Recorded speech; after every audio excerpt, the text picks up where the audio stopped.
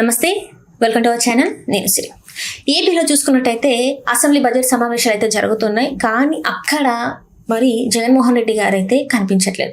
మొదటి రోజు వచ్చారు, గవర్నర్ ప్రసంగంలోనే మధ్యలోనే వెళ్ళడం జరిగింది. ఇంతకీ ఏం జరుగుతుంది ఏపీలో, ఎందుకు మరి జగన్మోహన్ రెడ్డి గారు మళ్ళీ అసెంబ్లీలోకి రాకుండా ఎందుకు ఇలా చేస్తున్నారు అనేది మనకు తెలియజేయడానికి మనతో పాటు ఉన్నారు చెలసాని శ్రీనివాస్ గారు. నమస్కారం సార్. నమస్కారం, అందరికీ నమస్కారం. సార్, ఏంటి సార్ ఇది? అంటే జగన్మోహన్ రెడ్డి గారు అసెంబ్లీలో ఎప్పుడు ఉంటారని చెప్పి అందరు చూస్తున్నారు సార్. ఎందుకంటే ప్రశ్నించాలి, ఒకటి అక్కడ ఏదైతే ఉందో దాని గురించి మాట్లాడాలని చెప్పేసి ప్రజలందరూ కోరుకుంటున్నారు. కానీ జగన్మోహన్ రెడ్డి గారు మాత్రం అసలు అసెంబ్లీలో కనిపించట్లేదు. మొన్న కూడా చూస్తే వాకౌట్ చేసేసారు, బయటకు వచ్చేసారు. ఏంటంటారు సార్? ఇవ్వండి, నేను చెప్పిన వ్యాఖ్యలు ఎక్కడ డిలీట్ చేయకుండా చేయండి. ఖచ్చితంగా సార్. రెండో విషయం, వ్యాఖ్యలు చేసేవాళ్ళు కూడా ఎందుకు వాళ్ళ తల్లిదండ్రులు పెంచిన సంస్కారం, వాళ్ళ నాయకుడు నేర్పిన సంస్కారం, వాళ్ళ మత పెద్దలు నేర్పిన సంస్కారం, ఇవన్నీ కూడా వ్యాఖ్యల్లో రిఫ్లెక్ట్ అవుతాయి. పదే చెప్పదలుచుకున్నాను.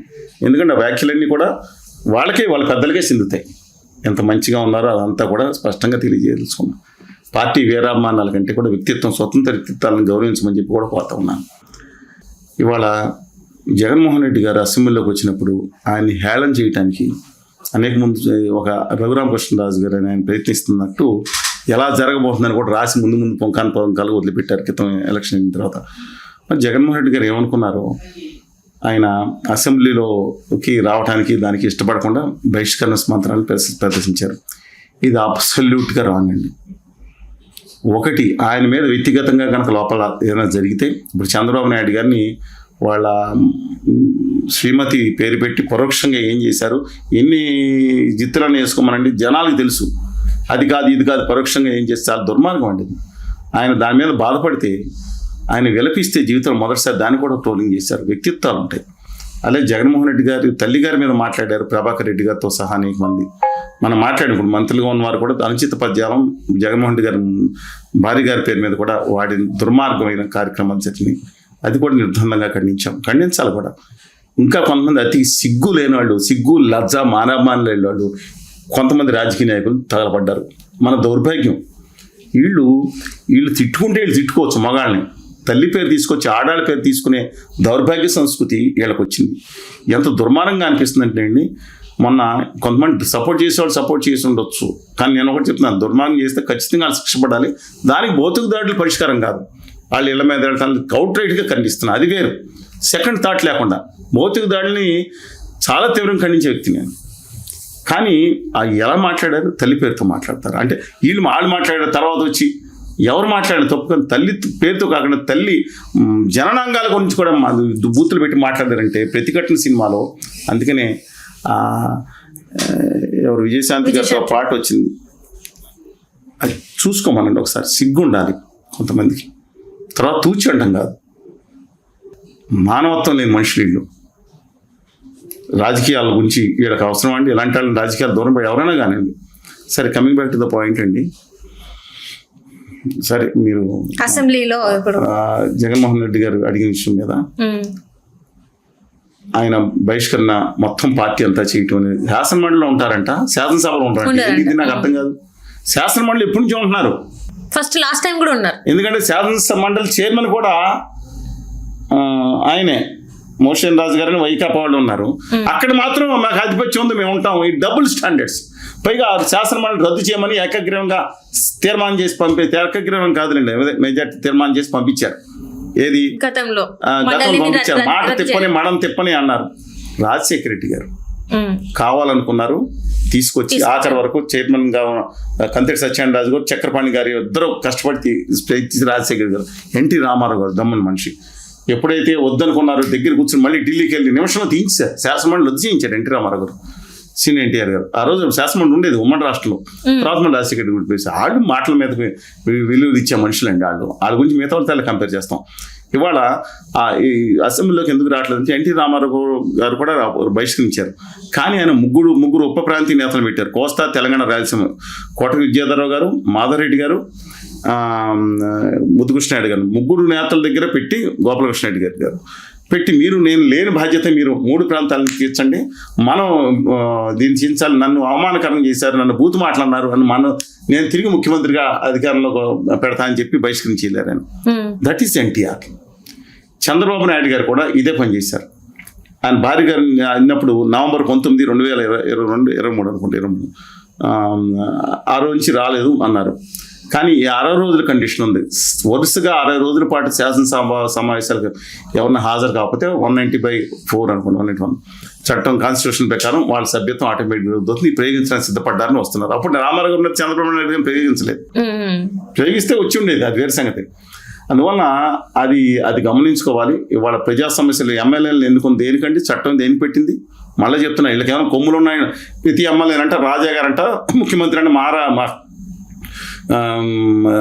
మహారాజు అంట, ప్రధానమంత్రి అంటే చక్రవర్తి అండి. ఎవడండి చెప్పింది వీళ్ళకి? ఒక శాసనసభ్యులకి ఇచ్చిన అధికారం ఏంటంటే కేవలం శాసనసభలో కూర్చోవటం, శాసనసభలో ప్రజా సమస్యలు ప్రస్తావించడం, దాన్ని సరిచేయించడం, సమస్యలు ఉంటే కొత్త చట్టాలు చేయించడం, పాత చట్టాలు ఏమైనా కుదిరితే సవరించడం, వీళ్ళ జుద్ది. కానీ ఎవడు అక్కడ ఎస్ఐ ఎవడు ఉండాలి, సిఏ ఎవడు ఉండాలి, వీళ్ళే డిసైడ్ చేస్తారు. ఇక మంత్రులు వస్తారు, వీళ్ళు చినరాజా గారు, వీళ్ళ పెత్తనం, వీళ్ళ సంపాదన, వీళ్ళు ఎక్కువ మంది అండి. ఇక రాజా గారు, వాళ్ళే రాజు తలుచుకుంటే ఏదైనా జరగాల్సింది, ఎవడన్నా లోపలే వేసింది, ఎవడైనా వేసేయాల్సింది.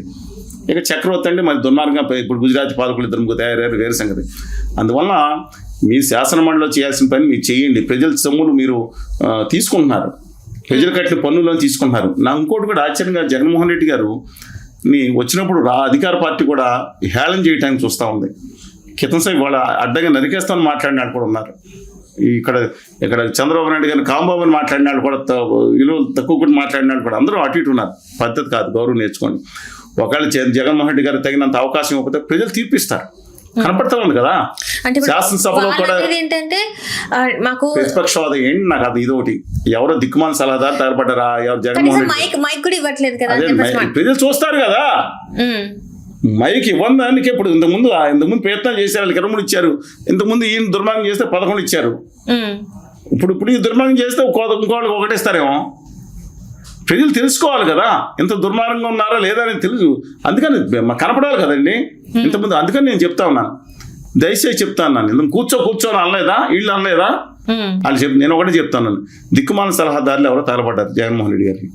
ఇవాళ నినాదాలు చేసుకుంటే ప్రత్యక్ష హోదా, ఇది మాకు ప్రతిపక్ష హోదా ఇవ్వాలి ధర్నా చేసుకుంటూ వెళ్తుంది. ఏంటిదండి బుర్రలో పోయినాయి వాళ్ళకే. నేను ఇంకా ప్రత్యేక హోదా ఇవ్వాలని ధర్నా, జగన్మోహన్ రెడ్డి గారు ప్రత్యేక హోదా ఇవ్వాలంటే కొంచెం శాంటిటీ అని వచ్చేది. ఉందని చెప్పి 26 సీట్లు అంటే నాటి 294 89% కూడా మీకు తెలుసు కదా. 175కి 11 అంటే పక్కన పెట్టండి. ఆ రోజు 26 సీట్లు వచ్చినాయి 294కి. ప్రతిపక్ష హోదా ఇవ్వలేదు. అయినా పి జయవర్ధన్ రెడ్డి గారు ధైర్యంగా అక్కడ ప్రతిపక్ష నాయకుడు నిలబడ్డాడు, దమ్ముగా కాంగ్రెస్ పార్టీలో నిలబడ్డాడు, అండదాలు తీసుకున్నాడు, ఎండగట్టాడు. ఆ విషయాలు వచ్చినప్పుడు అప్పుడు రెడ్డి బెల్సన్ ఇంకొక ఆయన హైదరాబాద్ బెల్స్ కింద శశిధర్ రెడ్డి గారు ఇద్దరు కలిసి మాట్లాడుకున్నారు. తర్వాత కేంద్రంలో టీడీపీ పార్టీకి మాధవరెడ్డి గారు లీడర్గా ఉంటే లోక్సభలో మాధవరెడ్డి గారు లీడర్గా ఉన్నారు. లీడర్గా ఉంటే అపోజిషన్ లీడర్ ఇవ్వలేదు. దేశంలో 84 నుంచి 89 ప్రధాన ప్రతిపక్ష పార్టీ ఎవరు లోక్సభలో?